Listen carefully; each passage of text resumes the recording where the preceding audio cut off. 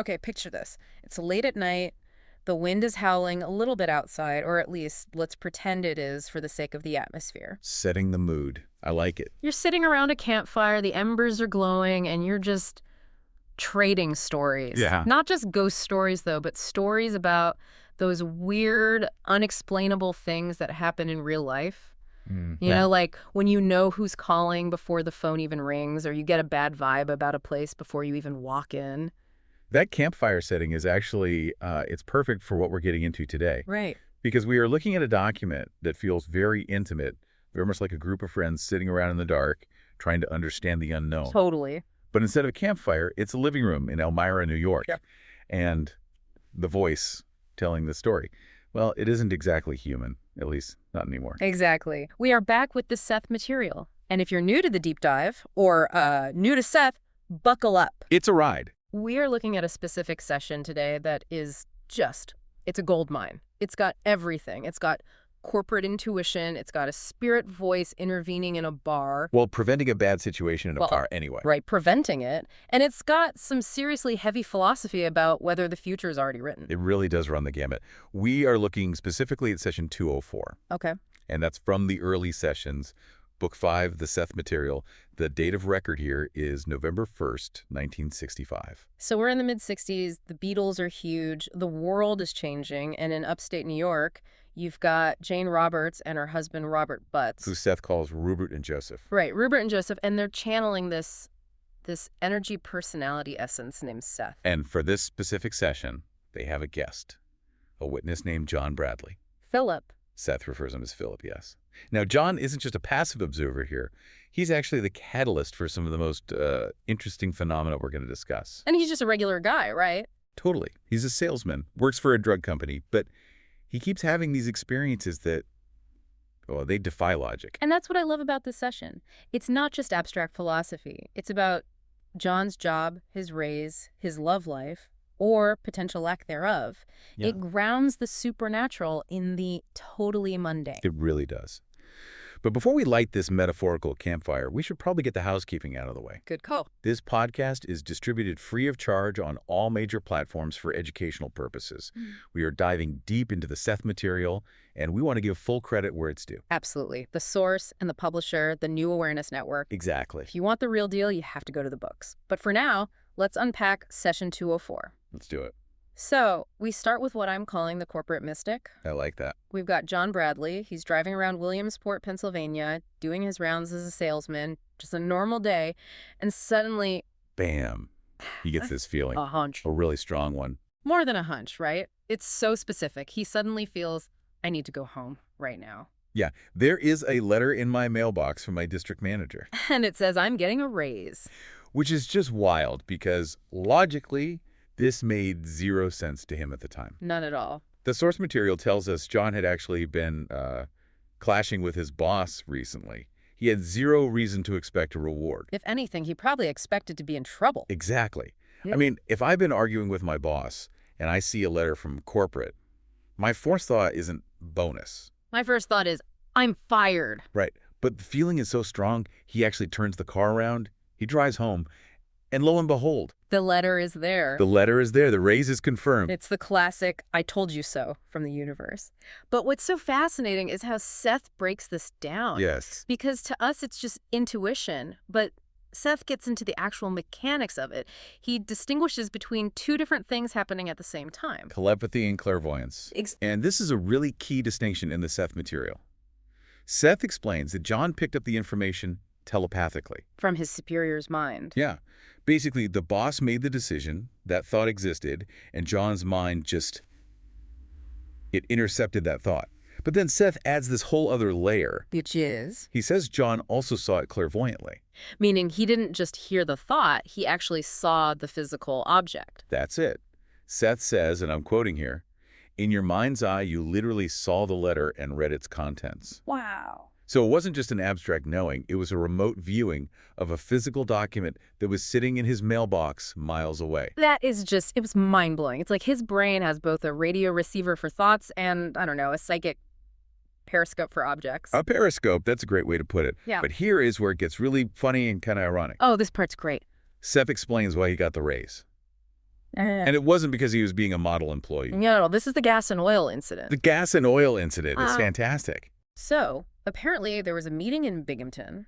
John is there, and he's annoyed about something. Expense accounts. Right. And he makes some kind of, snarky comment to the whole room about the allowances for gas and oil. A general complaint about company policy. Just grousing, But Seth reveals that John's boss took that comment personally. Oh, no. He thought John was specifically attacking him. And usually that's bad, right? You insult the boss, you don't get a raise. Usually. But in this bizarre twist of, I guess, psychology, Seth says that this conflict actually reinforced your superior's decision and made it certain. What? How does that even work? It's almost like the boss respected the aggression, or maybe the friction made him realize he needed to keep John happy to avoid a bigger problem down the line. It's so counterintuitive. It's corporate reverse psychology. I'm going to complain about gas money, and the universe says, here's a raise. It just highlights how messy human interactions are and how something like telepathy has to navigate all that messiness. But my favorite part of this whole segment is watching Seth. Oh, I know what you're going to say. This disembodied ancient consciousness. Try to guess the exact amount of the raise. This is comedy gold. You expect a spirit guide to be all-knowing, right? Like, I see all, I know all. But he's struggling here. He really is. He's trying to filter the information through Jane's subconscious, and her own ego, her own fear of being wrong, is getting in the way. So he's getting static on the line. A ton of static. He's getting the number 3. But he can't figure out the zeros. He keeps saying... He says the number 3 in regard to the bonus. This is not very clear. 3 or 300, 30 or 300. He's just throwing numbers out there, hoping one sticks. And then he drops this line that just cracks me up. He booms out in this deep trance voice. This is a test. Testing, 1, 2, 3. If you will indeed forgive my attempts at humor. Testing, 1, 2, 3. That is such a dad joke from a multidimensional entity. It humanizes him, doesn't it? It totally does. It reminds us that this is a communication process. It's not just a perfect download. There are filters and distortions. But in the end, John confirms it. The raise was exactly $30 a month. So he got the 3 right, just missed the magnitude. But hey, $30 a month in 1965? That's not nothing. It's decent. But the bigger payout here is the validation of John's own intuition. For sure. Seth is basically showing him, look, you knew this. You doubted yourself because of your logical brain, your ego. But your inner self already had the data. Which is just a perfect segue to the next part of this, because if the raise was about receiving good news, this next story is about avoiding a disaster. And this one gives me genuine chills. The voice in the bar. The voice in the bar. Okay, set the scene for us. So we have to go back in time about a month before the session. John is at a place called the Elms in Elmira Heights. Which is described as a dancing establishment. Very 1960s. Very. And he's there talking to a woman. We later find out her name's Judy Fuller. They're just chatting, maybe having a drink. It seems totally normal, totally innocuous on the surface. But then, suddenly, inside John's head, he hears a voice. A male voice. A distinct, urgent male voice. And it says just 2 words. No, just like that. Not a thought, but an actual audible voice in his head. That's how he describes it. Yeah. It was so authoritative, so out of place, that John actually stops what he's doing. He just pulls back from the conversation. It completely freaked him out. And so in this session, he brings it up. He asks Seth about it. He says, a month ago, a voice definitely said to me, no. What's the significance of that? And Seth plays coy at first, which is funny. He does. He asks, the voice was a male voice, was it not? And John says yes. And Seth says, and you did not recognize it. John says no. And then Seth, you can almost hear the smirk in the transcript, says, then I shall not tell you. He's totally teasing him. He is. But then John pushes him a little bit, asking if it was Seth. And Seth finally, well, he confesses. He admits it. It was my voice. It was my voice. Okay, let's unpack the implications of that for a second. Because on one hand, it's incredibly cool. Your spirit guide is looking out for you. On the other hand, Seth was eavesdropping on him in a bar. That's a little weird. Seth actually addresses that awkwardness head on. He says, you put me in a strange position. For if I say it was my voice, then I was where I was not invited to be. So it's a bit of a privacy violation, even for a spirit. He calls it being gentlemanly. He says, I try to be gentlemanly, but at times I pick up information and I am projected to places. So it's not like he was deliberately spying, That's the idea he puts forward. It's more like, because they are psychically connected, if John is in danger, Seth's internal radar goes off whether he's invited or not. The alarm bell rings. So what was the danger? What was so bad about this Judy Fuller woman? I mean, was she an assassin? Yeah. A spy? What was going on? Nothing quite that dramatic, but maybe something more psychically draining. Okay. Seth describes her as having a gluttonous and unhealthy psychic background. Gluttonous, that is a heavy word. It is. And he clarifies he's not talking about social class or morality in the religious sense. He's talking about emotional neediness. He says she is grasping in a way that is gluttonous and disastrous. So, an energy vampire. That's essentially it. Seth reveals there was a trap waiting for John. She wanted to use him. Use him how? As a buffer or a bargaining chip against another man she was involved with. Ah, the classic make the ex-boyfriend jealous routine. Exactly. A messy, dramatic love triangle that John was about to walk right into. And Seth mentions specific details to prove he was really there, psychically speaking. He does. He mentions a legal paper and a child in the background that were brought up in their conversation. And John confirms this. John confirms all of it. He's like, yeah, we did talk about legal papers and a kid. The details were spot on. But the real clincher, the absolute mic drop moment for Seth is the map. This is just incredible remote viewing. Seth starts giving directions to where this woman lives. Without ever having been there physically. Right. He says, northeastern section, west of the location in which you met the woman.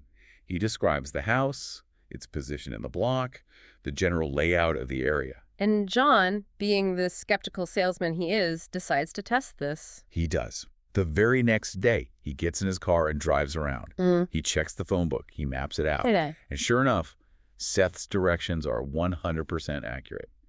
The house is exactly where Seth said it was relative to the umps. That is just, it's undeniable proof for John at that point. You can hallucinate a voice, maybe. You can write that off. But you can't hallucinate the exact location of a stranger's house that you've never been to. It's impossible. And that verification is so crucial because it validates the warning. If Seth was right about the house, he was probably right about the psychic gluttony. John dodged a massive bullet. He really did. But this brings up the big question, right? The elephant in the room. If Seth knew this was going to happen, if he could see the danger, does that mean the future is fixed? And John gets really anxious about this. He says something like, I've never wanted to read tomorrow's paper today. And that is the philosophical core of this entire session. Segment 3, free will versus predestination. It's a huge question. It is. And John is genuinely afraid. If you can predict the future, does that mean we're just robots acting out a pre-written script? It's a terrifying thought. I mean, if I'm just a puppet, what's the point of anything? Seth completely, utterly rejects that idea. In fact, he flips it on its head. How so? He says the only reason he warned John was because the future could be changed. So knowing the future changes the future. Exactly. Seth uses this brilliant analogy of a movie. I love this part. He says, imagine you're watching a movie. The film is in the can. The ending is fixed. It's predetermined. If you're in the audience, you can see the hero walking into a trap, and you know he's going to get caught because it's already on the film strip. Right. Don't go in the basement. Right. But he always goes in the basement. In a movie, yes. But Seth says reality is not a movie in that sense. He says, and this is a key quote, in reality, every heartbeat is an action, and every action changes every other action. So we are the writers and the directors and the actors all at the same time. And the audience watching it all unfold. Seth says that from his perspective, which is outside of our linear time, he sees possibilities. He saw a probable future. A likely path. A very likely path where John got involved with this woman, got used as a buffer, and ended up in a messy, unhappy, draining situation. That was the road he was on. But then the voice happened. The voice was an intervention. It was a new piece of data. Seth inserted a choice point. No. And John had a choice. He had a choice. He could have ignored the voice. He could have said, I'm just hearing things, but she's interesting, so I'm going to keep talking to her. And if he had done that, the bad future would have become the real future. Precisely. But because he listened, because he trusted that inner, or in this case, outer, warning, he stopped the conversation. He went home. And that bad future just dissolved. It never happened. It's the butterfly effect, in a way. A small action changing the entire outcome. It is. Seth says, my words were a warning, and I do not warn without reason. Because you heard me, and because you listened, the probable future was changed. That is so empowering, though. It means precognition isn't a curse, it's a tool. Yeah. It's not telling you you will die on Tuesday. It's telling you, hey, if you don't change your tires, you might crash on Tuesday. Yeah. It gives you the information you need to make a better choice. It's a weather forecast, not a death sentence. Hmm. And this seemed to really comfort John. You could feel his relief in the transcript. He realized that his intuition and Seth's intervention was actually proof of his free will, not a negation of it. He had the power to steer the ship. I love that. It takes all the fear out of the spooky stuff. It's not a ghost haunting you. It's a co-pilot giving you a heads up. An excellent way to put it. Now, speaking of information, Seth doesn't stay in this high-minded philosophical zone the whole time. No, he does not. He loves to get down into the nitty-gritty. And in segment 4, we get into some odds and ends that are just fascinatingly mundane. The office gossip. The office gossip. This is hilarious to me. Here is an energy essence who can see probable futures and multidimensional realities. And he wants to talk about who is making quota at the drug company. He wants to talk about John's competition. He talks about a short, balding man. Right. Seth says one is a short man, already beginning to bald. And John immediately knows who it is. Bill Driscoll. Poor Bill. Getting called out by the spirit world for his premature balding. And apparently he's a good salesman. Seth identifies him as one of the few people actually making money for the boss. He does. Then he identifies another guy, Mr. Dudley. The sports guy. Yeah, the sports guy. Seth sees him playing a game, and he's gesturing through Jane, swinging his arms. He thinks it's golf at first, then maybe hockey. He's getting the motion of swinging a stick or a racket. And John confirms that Mr. Dudley plays tennis, and he used to play golf. It's just another one of those little details. It shows how visual Seth's perception is. He's not getting the word tennis. He's seeing the action of the arm and trying to interpret it through Jane's vocabulary. But the point is, Seth is tuned into the office politics. He knows the boss is worried about his own job. He knows which salesmen are a threat to John. It's amazing. Why does Seth even care about this? Is it just to show off, to prove he can do it? I think it's partly validation, yes. But I also think it's to show John that spirituality isn't separate from daily life. That's a great point. Your job, your annoyed boss, your rival in sales, that is all part of the spiritual landscape. It's all energy. It's all part of the creation. Seth doesn't distinguish between holy things and mundane things. It's all the same fabric. We tend to compartmentalize, don't we? This is my spiritual life over here, and this is my work life over there. Seth is like, no, it's all one life. It's all one creative act. And speaking of creative acts and life, there's a little prediction tucked in here for Jane and Rob, the actual hosts of these sessions. Oh, the house? The house, yes. Seth predicts that within 3 years, Jane and Rob will have their own house. And the reasoning he gives is just so practical. It is. He basically says they need privacy, specifically so Seth can shout without waking the neighbors. I can just imagine living in an apartment building with a medium who goes into trances and then booms out testing 1, 2, 3 at midnight. That might cause some issues with the landlord. It was a legitimate concern. Seth says they need a better environment for their work. And history tells us they did eventually move to a house on a hill, which became the setting for so much of the later, more famous material. A self-fulfilling prophecy, maybe? Or just a very accurate one. And there was one other little test in this session, right? For a Dr. Instream. Oh, yeah, very briefly. Dr. Instream was a researcher they were working with at the time. Seth does a quick remote viewing for him, describing a book on a shelf, page 375. And he sees imagery of medieval surroundings, hooded figures, maybe a castle. And he mentions seeing a framework of a house, like matchsticks. It's another example of Seth trying to provide verifiable, objective data. He's describing a scene from a book that Dr. Instream owns. It all just reinforces that this isn't Jane making up stories.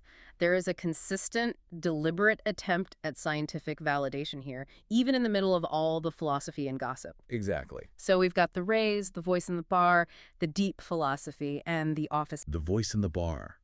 It shows that we aren't alone. Whether you call it a spirit guide, a guardian angel, or just your own inner self, as Seth might say, there's a part of our consciousness that watches out for danger. And sometimes, if we're lucky, it's loud enough to shout, "No!" And the third layer. The fluid nature of time. This is the big one. The future is not a movie we are forced to watch. It's a field of probabilities.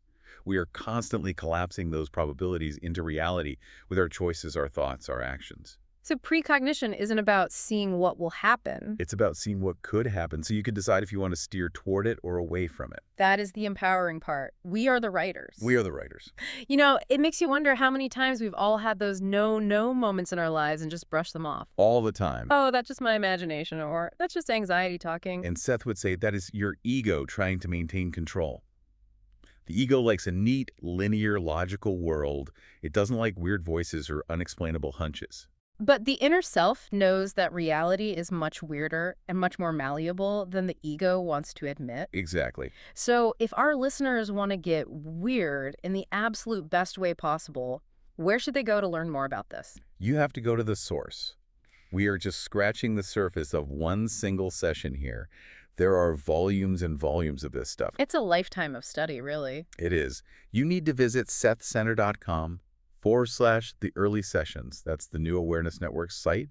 That's where you can find these books. Seriously, get the books. Reading the Seth material for yourself is a completely different experience than just hearing us talk about it. It changes the way you think. It really does.